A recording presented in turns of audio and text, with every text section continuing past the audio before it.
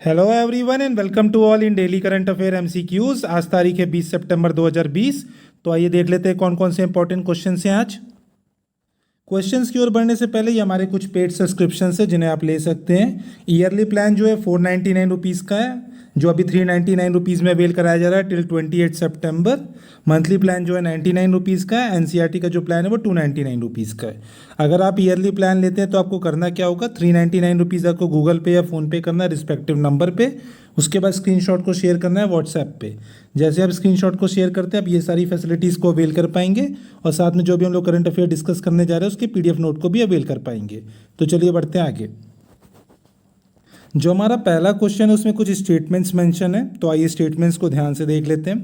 पहला स्टेटमेंट ये कहता है जो मॉन्ट्रेक्स रिकॉर्ड है वो एक तरह का रजिस्टर है जिसमें इंटरनेशनल इंपॉर्टेंस के वेटलैंड साइट्स रजिस्टर्ड हैं।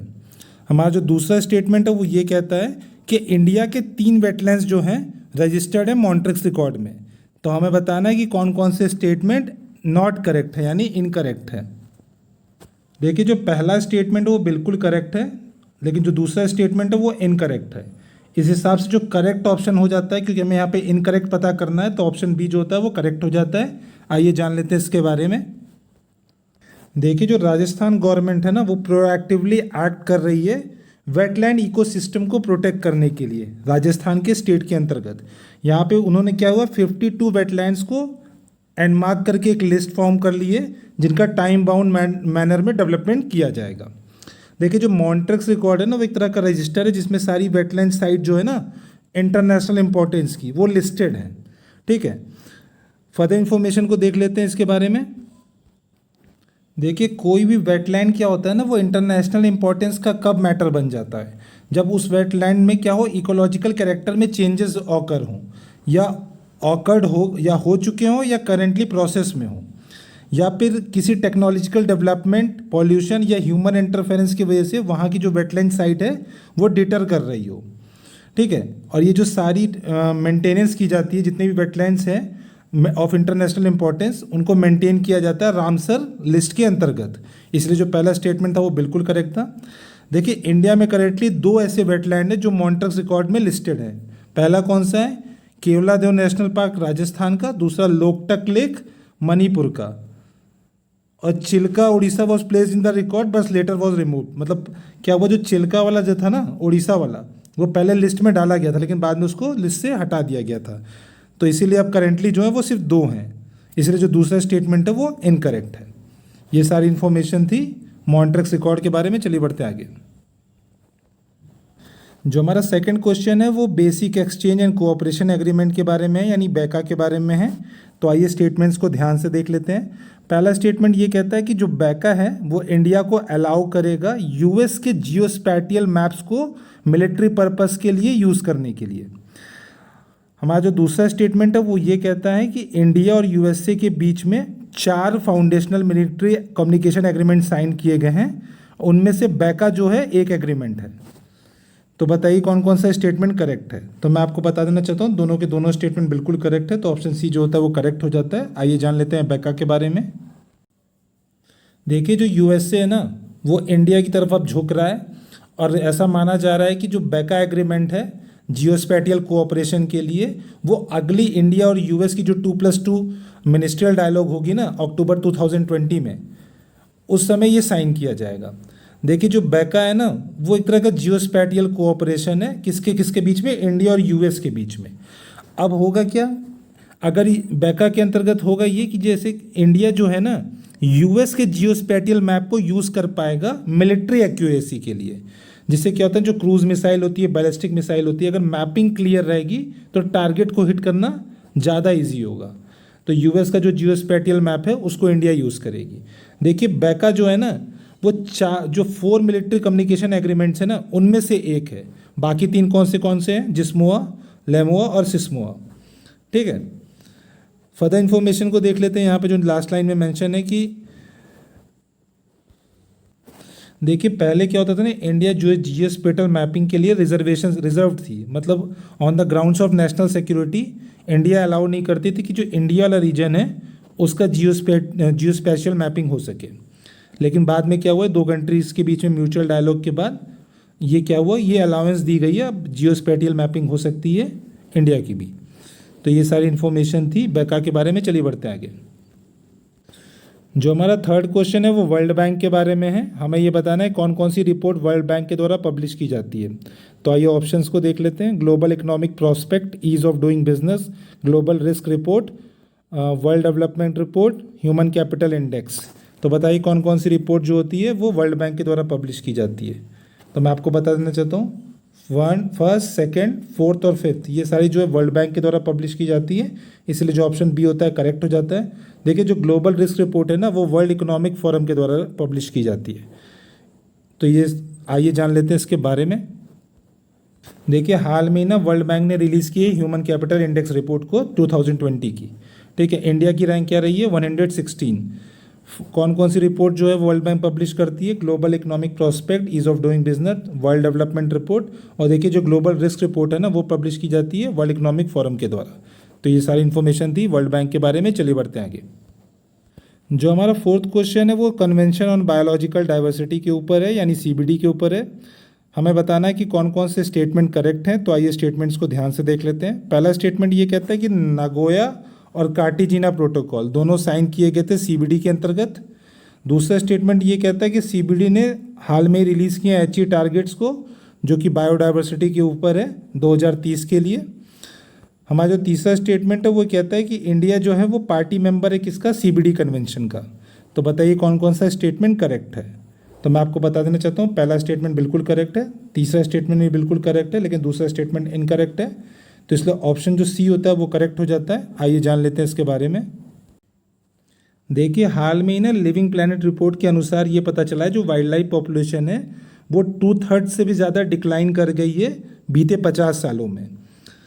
इसीलिए न्यूज़ में था। देखिए जो कन्वेंशन है ना CBD, ये एक लीगली बाइंडिंग ट्रीटी है जो कंजर्व करती है बायोडाइवर्सिटी को, और फोर्स में आई थी 1993 में।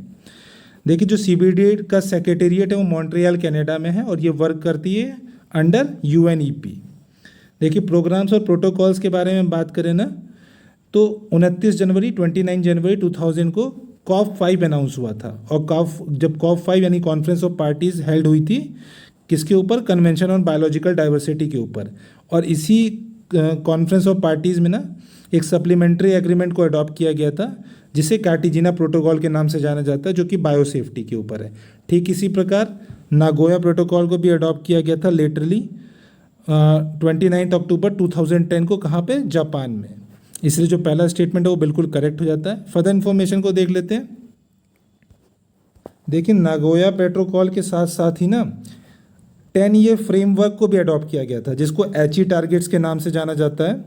देखिए इसके अंतर्गत क्या है ना कि ये सेव करता है बायोडाइवर्सिटी को, और ये जो HE टारगेट्स थे ना इनको इम्प्लीमेंट किया जाना था 2011 से लेके 2020 तक, यानी 2011 से लेके 2020 तक।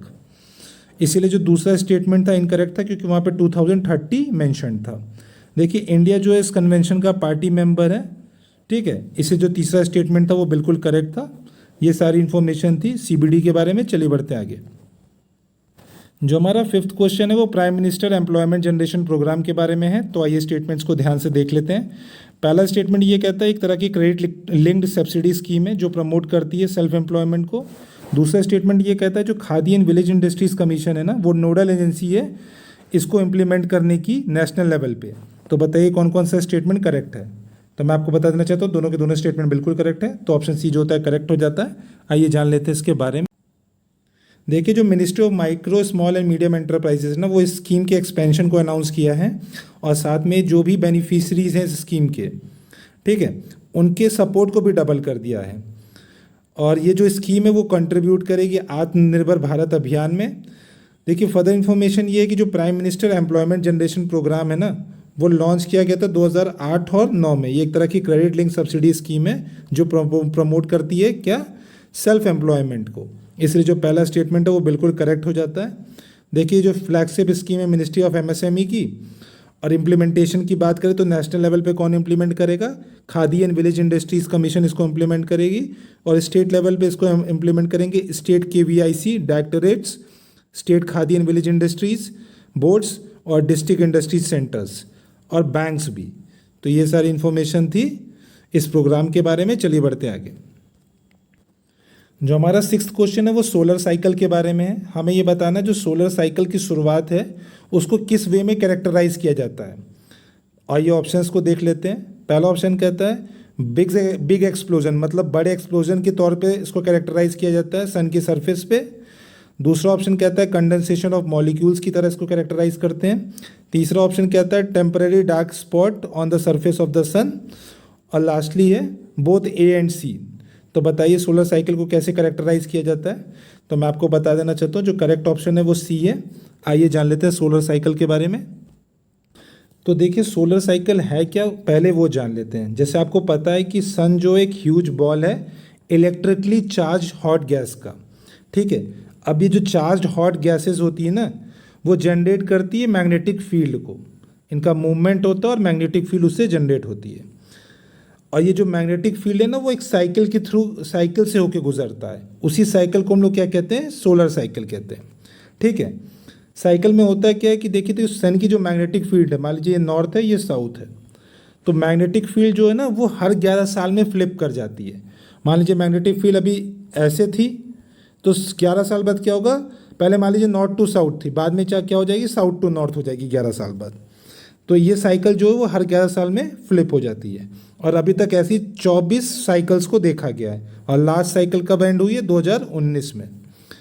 देखिए क्या होता है कि जो सोलर साइकिल की बिगनिंग होती है ना वो कैरेक्टराइज की जाती है फ्यू डार्क स्पॉट्स से। सन के ऊपर कुछ छोटे छोटे ब्लैक डार्क स्पॉट्स आ जाते हैं और वो फिर धीरे धीरे ख़त्म भी हो जाते हैं, इसीलिए उनको टेम्परेरी डार्क स्पॉट कहा जाता है, ठीक है। और ये बहुत ही कम होते हैं, बहुत ही कम नंबर्स में होते हैं, इसीलिए इनको सोलर मिनिमम भी कहा जाता है।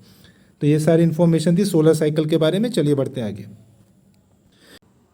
जो हमारा 7th क्वेश्चन है वो लैंड डिग्रेडेशन और कोरल रीफ प्रोग्राम के बारे में है। ये एक तरह का ग्लोबल इनिशिएटिव है। हमें ये बताना है कि ये इनिशिएटिव कहाँ पे इमर्ज हुआ था। तो आइए ऑप्शंस को देख लेते हैं। Rio+20 समिट 2012 में, UN convention to combat desertification COP14 2009 में 2019 में। थर्ड ऑप्शन है UN क्लाइमेट एक्शन समिट 2019 में। लास्टली जो है वो environment ministerial meeting of G20 countries में। तो ये जो इनिशिएटिव है वो लॉन्च किया गया था environmental ministerial meeting of G20 countries में। तो ऑप्शन डी जो होता है वो करेक्ट हो जाता है। आइए जान लेते हैं इसके बारे में। देखिए जो ग्लोबल इनिशिएटिव है ना वो हाल में ही लॉन्च किया गया था environmental ministerial meeting of G20 countries के। तो इसलिए जो लास्ट ऑप्शन था वो बिल्कुल करेक्ट था। इस इनिशिएटिव के बारे में जान लेते हैं। देखिए इस मीटिंग का एम ही क्या था। ये जो एम था कि ये स्ट्रेंथन करेगी एग्जिस्टिंग फ्रेमवर्क को और प्रिवेंट करेगी, हॉल्ट करेगी और रिवर्स करेगी लैंड डिग्रेडेशन को जितने G20 के मेंबर्स कंट्रीज़ के बीच में, ठीक है। और ये ध्यान, और साथ में ये भी ध्यान में रखा जाएगा कि ये SDG के जो अदर गोल्स हैं ना उनको भी अचीव करे। तो ये सारी इन्फॉर्मेशन थी इस इनिशिएटिव के बारे में। चलिए बढ़ते हैं आगे। जो हमारा 8th क्वेश्चन है वो फॉरेन डायरेक्ट इन्वेस्टमेंट के बारे में यानी FDI के बारे में। हमें ये बताना अभी किन किन सेक्टर्स में FDI परमिटेड नहीं है इंडिया में। तो आइए ऑप्शंस को देख लेते हैं। लॉटरी बिजनेस में, चिट फंड्स में, निधि कंपनी में या trading in transferable development rights में। तो बताइए किस किस में अभी FDI अलाउड नहीं है। तो मैं आपको बता देना चाहता हूँ इन सब में FDI अलाउड नहीं है इंडिया के अंतर्गत। तो इसीलिए जो ऑप्शन डी होता है वो करेक्ट हो जाता है। आइए जान लेते हैं इसके बारे में। तो यहाँ पे पूरी लिस्ट मेंशन्ड है कि FDI किस किस सेक्टर्स में अलाउड नहीं है इंडिया के द्वारा। तो कौन कौन से सेक्टर है, देखिए लॉटरी बिजनेस में बिल्कुल नहीं अलाउड है, चाहे वो गवर्नमेंट की हो, चाहे वो प्राइवेट की हो, चाहे ऑनलाइन लॉटरीज हो। गैम्बलिंग और बैटिंग में भी अलाउड नहीं है, चिट फंड्स में भी अलाउड नहीं है, निधि कंपनीज में भी अलाउड नहीं है, trading in transferable development rights में भी अलाउड नहीं है, यहाँ तक कि रियल इस्टेट के बिजनेस में भी अलाउड नहीं है। और जो हमारे यहाँ नेगेटिव प्रोडक्ट्स माने जाते हैं जैसे सिगार, ची रूट्स, सिगार रोल्स या सिगरेट्स या टोबैको, इन सारे की मैन्युफैक्चरिंग में भी FDI अलाउड नहीं है। कुछ ऐसे सेक्टर्स है जहाँ पे प्राइवेट सेक्टर इन्वेस्टमेंट अलाउड ही नहीं है, जैसे कि एटॉमिक एनर्जी का जो सेक्टर है। तो ये सारे सेक्टर्स है जिसमें FDI अलाउड नहीं है, इसको ध्यान में रखिएगा। चलिए बढ़ते हैं आगे। जो हमारा 9th क्वेश्चन है वो कोसी रेल महासेतु के बारे में। यह हाल में इनॉग्रेट किया गया है। हमें ये बताना है ये कहाँ पे लोकेटेड है, उत्तर प्रदेश में, झारखंड में, पश्चिम बंगाल में या बिहार में। तो मैं आपको बता देना चाहता हूँ ये जो महासेतु वो लोकेटेड है बिहार में, तो ऑप्शन डी जो होता है वो करेक्ट हो जाता है। आइए जान लेते हैं इसके बारे में। देखिए इस महासेतु को हाल में ही इनॉग्रेट किया गया है और ये बिहार में लोकेटेड है। ये कनेक्ट करता है निर्माली और सरायगढ़ डिस्ट्रिक्ट्स को बिहार में और शॉर्टर करता है रूट को नॉर्थ ईस्ट के लिए, ठीक है। तो इसकी और स्ट्रेटेजी की इंपॉर्टेंस की बात करें तो ये जो ब्रिज है वो अलाउंग है किसके, इंडिया और नेपाल बॉर्डर के। तो ये सारी इन्फॉर्मेशन थी इस महासेतु के बारे में। चलिए बढ़ते आगे। जो हमारा 10th क्वेश्चन है वो वैल्यूएबल मिनरल्स के बारे में है। हमें ये बताना है कि जो वैल्यूएबल मिनरल्स है इंडिया में वो लाइकली किस चीज़ से एसोसिएटेड है। तो आइए ऑप्शंस को देख लेते हैं। ब्लू क्वार्ट्ज फिनोक्रिस्टल एसोसिएटेड है, मेटामॉर्फिक और इग्नियस रॉक से एसोसिएटेड है, या बैलिस्टिक रॉक से एसोसिएटेड है, या सेडिमेंट्री एंड हेडन रॉक से एसोसिएटेड है। तो बताइए जो वैल्यूएबल मिनरल रॉक है वो किस चीज़ से एसोसिएटेड है। तो मैं आपको बता देना चाहता हूँ ये मेटामॉर्फिक और इग्नियस रॉक से एसोसिएटेड है। तो ऑप्शन जो बी होता है वो करेक्ट हो जाता है। आइए जान लेते हैं इसके बारे में। देखिए जो वैल्यूएबल मिनरल्स है ना वो मोस्टली एसोसिएटेड है किससे, मेटामॉर्फिक और इग्नियस रॉक से पेनिनसुलर इंडिया में। देखिए जो वैल्यूएबल मिनरल्स है ना इंडिया में वो प्रोडक्ट्स हैं प्री पेलियोजेइक एरा के। कब उसके अगर टाइमलाइन देखें तो ये होगा 540 से लेके 250 मिलियन ईयर्स अगो। और जो हेडन एज है ना वो रिफ़र करती है उस एज को जो अर्थ के जस्ट फॉर्म होने के बाद स्टार्ट हुई थी। तो ये सारी इन्फॉर्मेशन थी वैल्यूएबल मिनरल्स के बारे में। चलिए बढ़ते आगे। Okay, we have reached to the end. If you found this video knowledgeful, please hit the like button, subscribe to our channel and share this video. And if you want to access our free study material, you can join our Telegram group. The link will be provided in the description box. And thank you for watching the video. Have a good day.